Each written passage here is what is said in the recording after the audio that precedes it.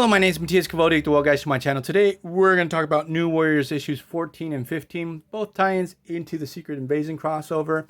And the good thing about these tie-ins is, one, it doesn't hijack the series. It actually adds to a lot of what they were trying to tell.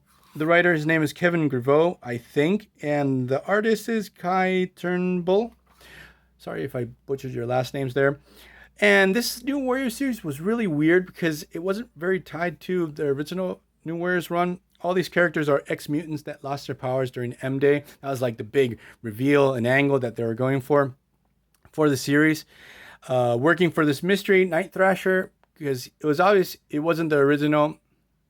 He had died in Stanford, and given all these ex-mutants powers using technological weapons and stuff like that, that he had stolen, like all the gadgets that they have are actually belong to supervillains. The only two interesting members on the team is actually Wondra, who is actually Jubilee, and Chamber, who oddly prior to this he had become the heir of Apocalypse and went through some like ceremony and started to look like Apocalypse, and he didn't have the hole in his chest anymore, and he has sound-based powers. Really weird, totally forgotten over the years.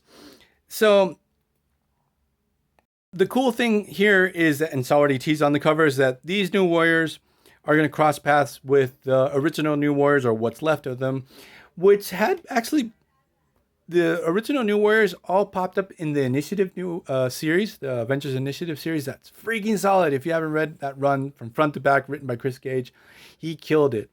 And as that series progressed, it started to focus more and more on the old school New Warriors, so that was really cool.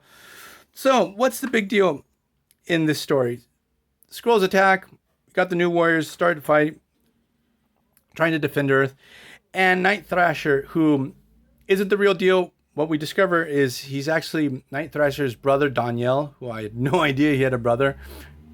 It's possible that the Night Thrasher that died was actually a Skrull, because it was really out of character that Night Thrasher, super serious dude, would have done this reality show, that maybe the real deal went into hiding after that.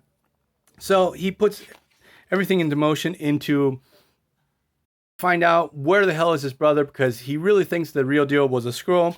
So he goes to the secret cabin. It's like the last place he could look for his brother. But when he arrives, he gets confronted by what's left of the New Warriors, who are being led by Justice. So we get a brief confrontation. Obviously, we're going to get a very short battle between first Night Thrasher and the New Warriors, the originals, and then the new Warriors versus the old New Warriors.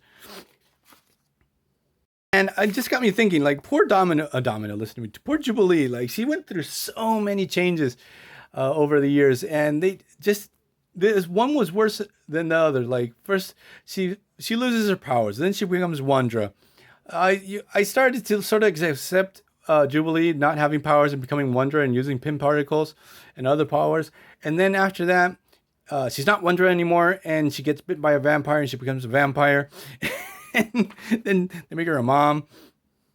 They didn't know what to do with poor Jubilee after all these years. Like, I really have fond memories of Jubilee just being Wolverine's sidekick, being the female Robin to Wolverine.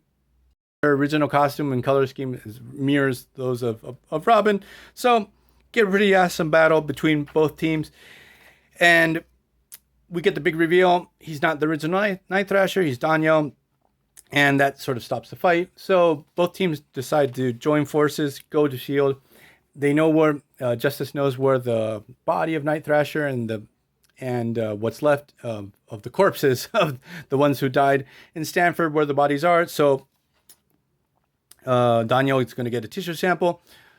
And the really cool thing is, and sort of heartbreaking, because Night Thrasher finally gets a tissue sample and he discovers it's his brother. He did that boneheaded thing. He's dead. And it's just really heartbreaking, because the whole series, like, we're going 14 issues, and this series took a long time to get traction. Like, it didn't start finding its footing until issue 10, at least for me. And it started getting really good, and it gets canceled a couple issues after this. And it's a real shame, because that's when this series sort of got its steam. And so this breaks Night Thrasher's heart that his brother had died. He wasn't a Skrull. Revelation is really, it's very well done, while the other New Warriors are battling it out against the Super Skrulls, and it's just really cool. And it's a real shame that this series got canceled shortly after. But there's one really good story arc we're going to cover further down the line, where the New Warriors go to this dystopic future that's conquered by Iron Man, seemingly like if Iron Man would have won during the Civil War and took it up to 11. And Night Thrasher's in that reality, and we get also like a bait and switch there, but it's really well done. So, but I don't want to spoil it for that. Like, you haven't read the series from issues 10 to up until it ends. It's really good. Hope you guys like this video. See you guys next time. Bye.